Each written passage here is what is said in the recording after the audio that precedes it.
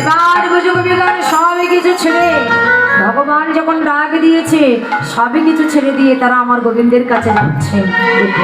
অধ্যকর রজনীতে গোবিন্দের কাছে চলে চলে গোপী ধাই বনে রে গোপী ধাই গোপী বনে ধাই বনে গোপী ধাই গোপী বনে ঈশ্বরী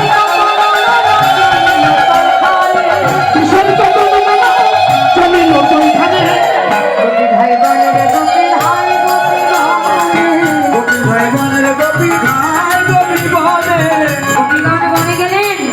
ভগবান বলছে গোপীদের পরীক্ষা করবে এরা কেমন ভালোবাসে। বিপিনে দিনলো গোপনাদি রিহাসতি করলে ধারি নিরখি বয়ান পূজাত ভাত প্রেম সিন্ধু